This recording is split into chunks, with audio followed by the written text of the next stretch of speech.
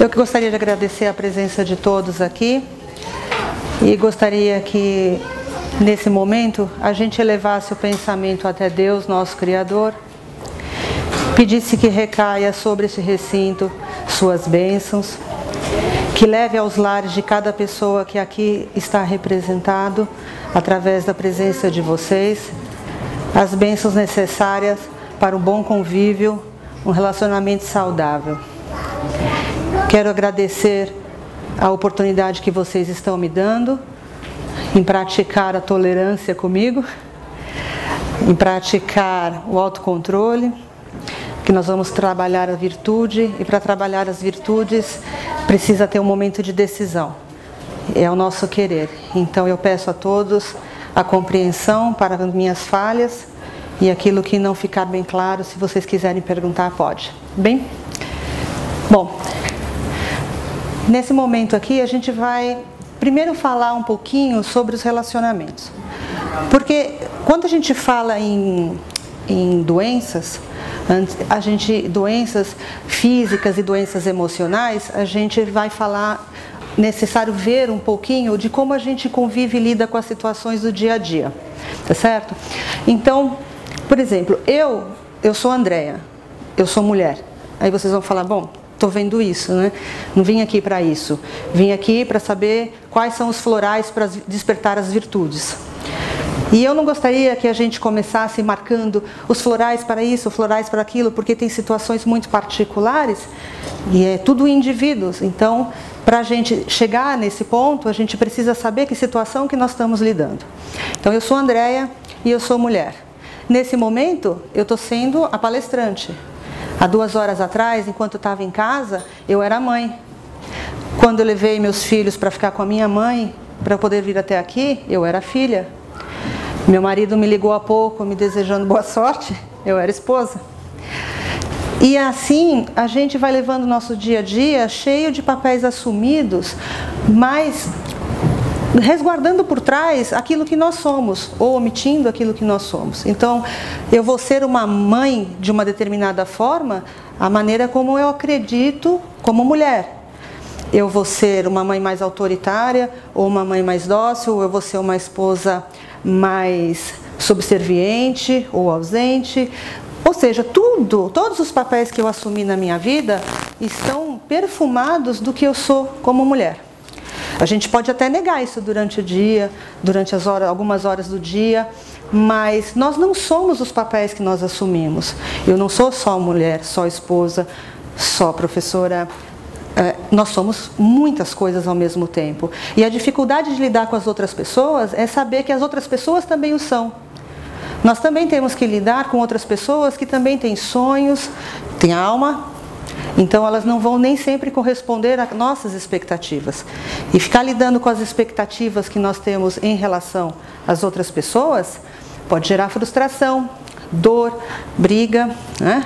Ausência, solidão, porque a gente não consegue ver no outro, porque nós não nos vimos, nós não sabemos o que nós somos, nós não sabemos o que nós gostamos, a gente vai só praticando os nossos papéis e nos deixando de lado.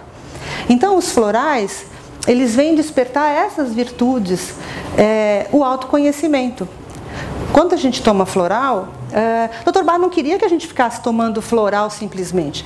Ele não fez os florais para que a gente tivesse alguns comportamentos durante o dia e depois tomar floral para despertar e quando vem aquela vontade de tomar uma atitude diferente, a gente negasse. É a perseverança que faz com que nós tornemos nossas virtudes palpáveis e que elas sejam vencidas, as nossas dificuldades no relacionamento, evitando as doenças emocionais, as doenças físicas. Se a gente fala em dor e em doença, a gente tem já um costume de achar que doença a gente tem que eliminar. Lógico, ninguém quer ficar doente, mas a gente tem que entender qual é o processo que está levando a essas doenças. Esses processos são dores emocionais, é a ausência da percepção da nossa própria alma, de nossos desejos, ou é um envenenamento por uma comida errada. A gente tem que ter essa noção, nós temos que ter autoconsciência, saber o que nós estamos lidando dia a dia, senão a gente terceiriza o nosso serviço, que é da evolução individual para o grupo dos florais. Então, o Dr. Bach, quando desenvolveu os florais, ele tem a ideia de que todos nós pratiquemos a virtude. É o que ele fala, praticando, eliminando o ódio, o orgulho, a ganância, a intolerância. Isso que vocês já estão tendo comigo, por exemplo, mano, não vai começar a palestra, já estou ansioso, não vai começar a falar dos florais? A gente faz isso dia a dia, quando alguém está tentando fazer uma atitude, tomar uma decisão difícil, e nós estamos ansiosos por essas pessoas. Tá? Então, eu vou começar, eu não vou falar toda a história do Dr. Bach, porque acho que talvez o tempo não seja suficiente. Só vou falar que ele nasceu em setembro de 1886, ele era um médico homeopata antes de se tornar terapeuta floral.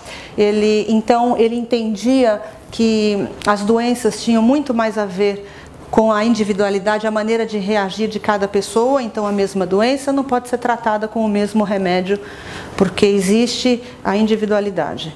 Então o mesmo floral também não vai servir para a mesma pessoa, para o mesmo problema que ela apresentar. Uma pessoa que apresentar dor de cabeça, por exemplo, você não precisa dar o mesmo floral que você dá para uma outra condição de uma outra pessoa que tem uma outra história de vida.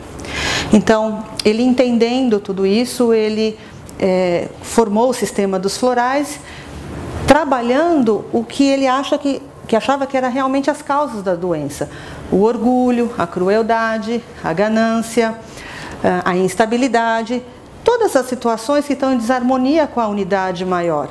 Quando a gente entra em desarmonia com a unidade maior, a gente nega a própria alma. E negando a alma, você não consegue manter um equilíbrio para entender as dificuldades dos outros também.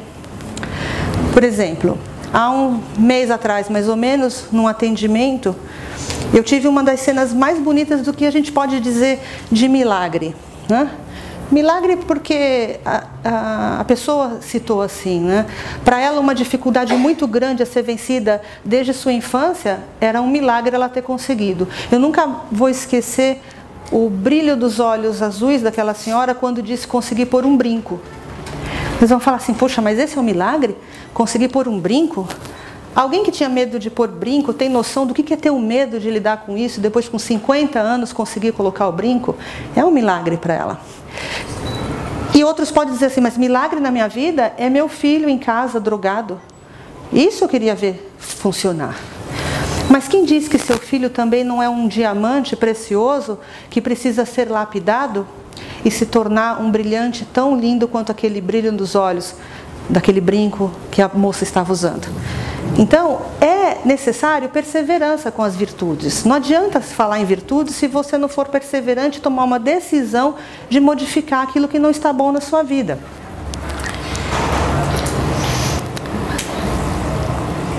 Dr. Bach, ele, até o final da vida dele, ele trabalhou arduamente, ele sofreu uma doença grave, tinha uma indicação de 3 meses de vida. Ele não se deixou abater por esse momento, resolveu seguir com a pesquisa dele até completar o seu sistema com os 38 florais e morreu dormindo.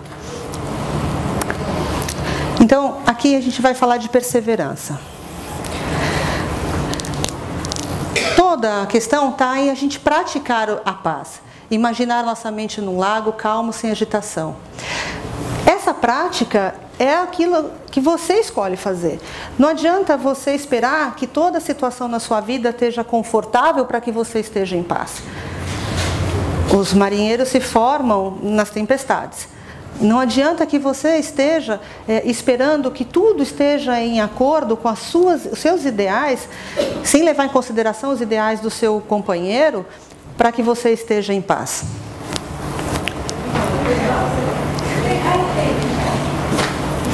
Então, a virtude, o que é? A disposição que nós temos constante na prática do bem.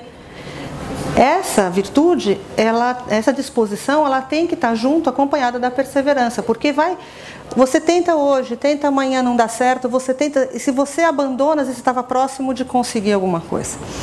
E você abandona antes de perseverar o suficiente. Então, o Dr. Bach, ele acreditava que as doenças reais e básicas eram o orgulho, a crueldade, o ódio, O egoísmo, a ignorância, a instabilidade e a ganância. Porque todas elas agem contra a unidade. Se eu for orgulhosa o suficiente para não entender a minha pequenez da personalidade em relação à minha alma, eu vou ficar cercada no mundo, vivendo as dificuldades do dia a dia, sem entender o próximo com as dificuldades que ele tem. Se eu ficar cruel, eu vou sofrer dores terríveis, provavelmente no corpo, porque a crueldade age com a gente, assim como age nas atitudes com o próximo. Então, eu preciso reconhecer em mim o que está acontecendo comigo, com a minha maneira de pensar, antes de projetar no outro a culpa da minha infelicidade, então do meu pouco desenvolvimento. O orgulho, que está relacionado à pequenez da personalidade, à crueldade, na negação da unidade, quando eu não trato o outro com respeito, quando eu não entendo com amor a outra pessoa. O ódio, que é o oposto da unidade, toda a vida, todo Deus é baseado no amor, e o amor é fraterno. O amor consegue entender as dificuldades que as outras pessoas têm e as nossas também. O egoísmo, no sentido de não querer só vir a nós o que a gente interessa. Num relacionamento, e esse relacionamento ele pode estar junto com seus familiares, no trabalho, consigo mesmo, ele tem que estar permeado de amor. A ignorância em recusa em ver a verdade. O que acontece? Você está vendo que alguma coisa na sua vida não está dando certo, mas você projeta para outra pessoa e toma floral ou torce para que o outro tome. Torça para que o outro tome, porque aí você vai melhorar a sua vida, não é? O que acontece? Quando você não vê que de alguma forma você pode estar atraindo determinadas situações para você, para que você inicie sua caminhada, o seu trabalho de evolução, você vai estar sempre olhando para o outro como espelho. A instabilidade gerando falta de determinação nas suas escolhas.